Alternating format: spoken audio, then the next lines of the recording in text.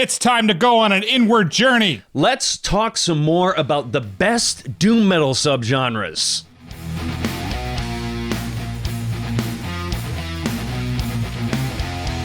Welcome to Metal Forge Reviews, where you can get the most out of your metal releases. This list we're calling Psychedelic and Slow, which is focusing on doom subgenres that nail these emotions, specifically the traditional sludge, post, drone, and stoner subgenres. And before we get started, just a quick thing that we have some merch available, and our first shirt design under the Forgemaster name is now live. Links in the description on how you can get yourself a killer shirt and become a Forgemaster today. Some of the best music out there isn't technical, and one of the things that we love about Doom is the ability to capture the essence of introspection and letting those fuzzed out riffs take you to another dimension. Let us know in the comments what your favorite Doom albums are in the low, slow, and psychedelic subgenres. Let's journey into the world of the riff worship.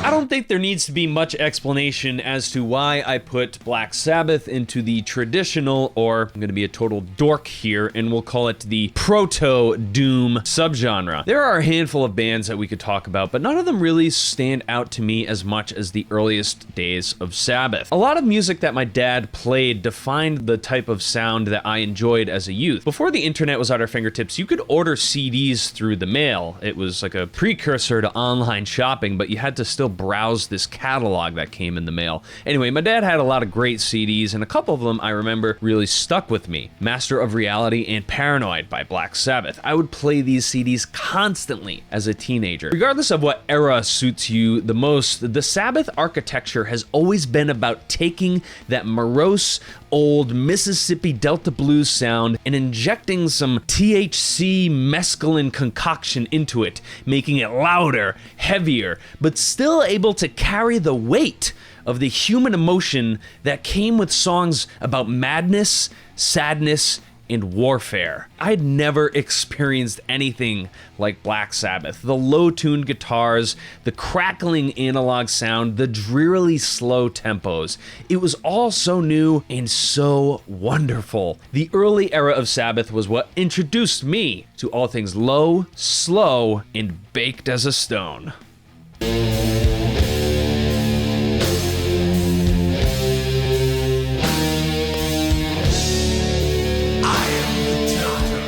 First one on my list is Trouble, Psalm 9, released in 1984. Yeah, it's been that long. I figured it would be easy to start this list off with Black Sabbath or Candlemass, and Ben fired it off perfectly. And while I love those bands, I had to give credit to easily one of the most important doom metal albums in the traditional vein. Yes, as metalheads, we owe it to Trouble and bands like them for establishing what we know today as doom metal and not simply heavy metal. Trouble are a band that, in my opinion, are criminally overlooked. Songs like the epically heavy intro, The Tempter, and up-tempo songs like Assassin show the wide variety of metal styles that Trouble were experimenting with at the time. But one thing that remained apparent throughout the album is the overarching feeling of dread and sinister existence of darkness that became iconic in the doom metal scene and beyond. I still revisit this album today, and there's some mind-blowing compositions in here that are extremely fun to listen to in retrospect with how far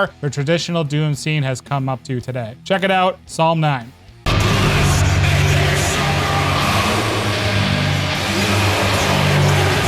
In my early 20s, I was subjected to the sonic might that is ISIS. Often regarded as the godfathers of post and sludge metal, ISIS created some very powerful waves for roughly 20 years. In 2017, the band humbly called it quits after releasing monumental and genre-bending records like Celestial and Oceanic. When I got into the band, it was this album, Panopticon, that really sucked me in. But as I discovered their earlier work, I became more and more infatuated with it. Their records around 1999 and 2000 were dirty, loud, and more akin to a slowed down version of post-hardcore that was very prominent in the Boston scene at the time where the band was hailing from. The Red Sea is the album that I wanted to highlight here today because it is the culmination of everything I love about atmospheric post-metal. It is a 37-minute long journey through confusion, chaos, and ground-shaking riffs. The first half of the album features some lyrical content, mainly featuring Aaron Turner poetically shouting in his hardcore-inspired style. The second half of the album is completely instrumental and features some brilliant tracks like Okra and Lines Across Eyes. I don't get to talk enough about this band on this channel, and I got very excited at the opportunity to bring them up in this segment. ISIS was a band that really opened my eyes to how post-rock, doom metal, and hardcore can all have a beautiful little baby. It just brings me so much joy to see how this genre has flourished, and I think we all have ISIS to thank for it.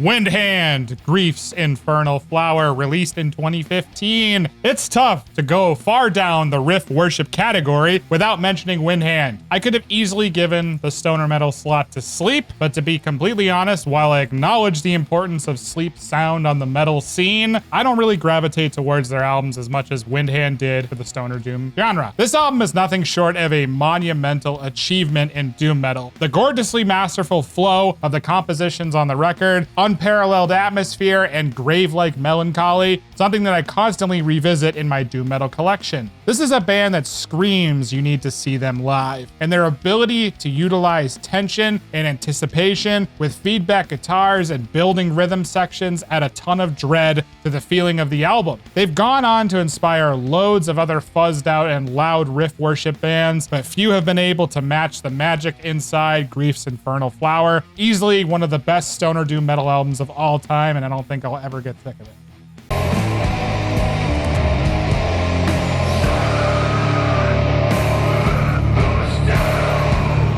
Yob is a tough band to classify. While they are certainly a doom band, I find it is hard to place them in the traditional stoner category. Yob doesn't fit politely with bands like Electric Wizard, High on Fire, or The Sword, so I'm kind of reluctant to jam them in that closet. Regardless of what they are exactly, Yob hits the psychedelic, low, and slow categories right out of the park. I'm going to be very transparent here and say that I didn't quite get this band upon first listen. I was in love with the music and the tonality, but Mike Scheitz's guitar playing and vocals kind of took me a while to come to terms with. What really solidified it for me was seeing Yob play live with Enslaved a few years back in Boston. Man, they blew the roof off of that place. That's when it really clicked, and I couldn't get enough of clearing the path to ascend. This album is not for the faint of heart. It is a daunting undertaking to sit through one song, never mind the whole record. Mind you, it's 4 songs with a total runtime of 62 and a half minutes, and these are super introspective songs with massively weighty themes. The atmosphere is huge. It is a mountain to climb, but the vistas at the top of the peak of Mount Yob are absolutely rewarding.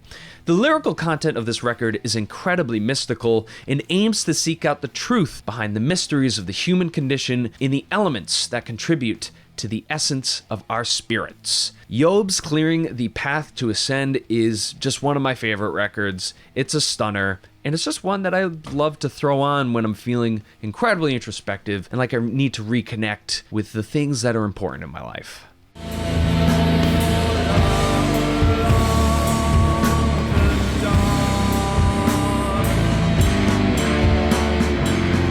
Pallbearer, Sorrow and Extinction, released in 2012. I absolutely love when albums age like a fine wine or cheese, especially a fucking debut Doom record like Sorrow and Extinction. This album has elements of traditional, post, sludge, and stoner doom all rolled into one amazing record. Arkansas-based Pallbearer have released easily one of my favorite debut doom metal albums of all time. There's nods to the greats like Black Sabbath, Saint Vitus, Warning, Trouble, etc., but they merge in post-rock influences and shoegaze in a way that made this album absolutely mind-blowing at the time, and to be honest, it is still mind-blowing. In my opinion, Pallbearer still haven't matched the magic of Sorrow and Extinction with their other records, even though that I love their whole discography. Pallbearer clearly worship tone. They're total gear nerds, sporting some of my favorite gear in the scene, from pedal brands like Earthquaker Devices, Black Arts Toneworks. I absolutely love the band name Pallbearer, and the album's atmosphere sounds like a funeral in itself. As you are bearing the weight of death in your hands, you are climbing the tallest peaks to properly honor the dead, clutching the casket handles and reflecting on the life of the one that you are paying tribute to. Killer record that I still frequent to this day. Everything on Sorrow and Extinction is stellar, from atmosphere to composition and production. Another example of lightning in a bottle for a debut doom band.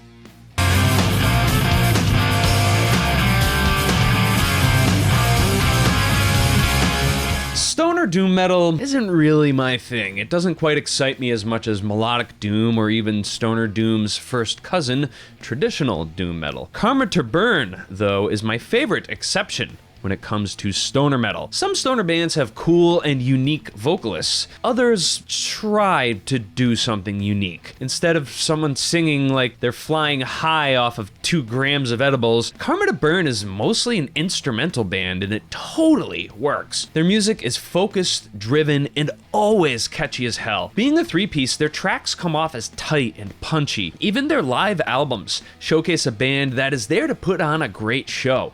Their energy and cohesion always comes through on their recordings, whether it's live or in studio. Wild Wonderful Purgatory is a fantastic introduction to this band that I've chosen to highlight for you today if you haven't already heard of them. It's a simple album, and I recommend enjoying it simply.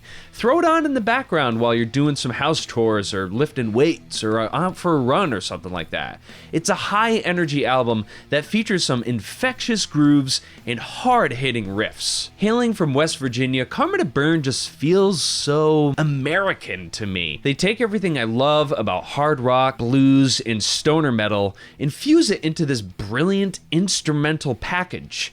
It didn't take much thought for me to put these guys on this list. Karma to Burn is my jam.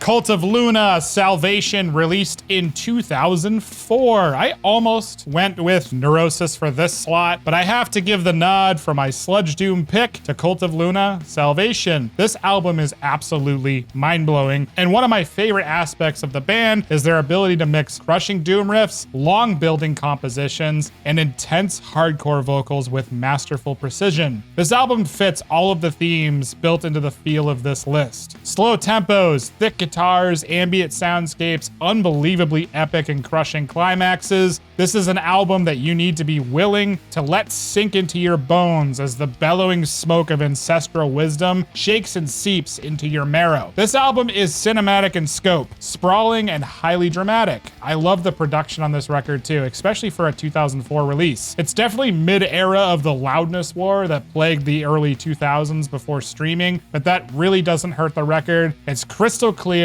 loud production, layered compositions and atmosphere, and natural earthy drum tone make up some of the most special sludge doom that's ever been written. Check this one out.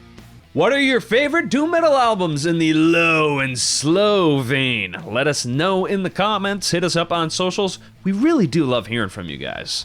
Thanks for liking and subscribing. Go with the gods. We'll see you guys in the land of riffs.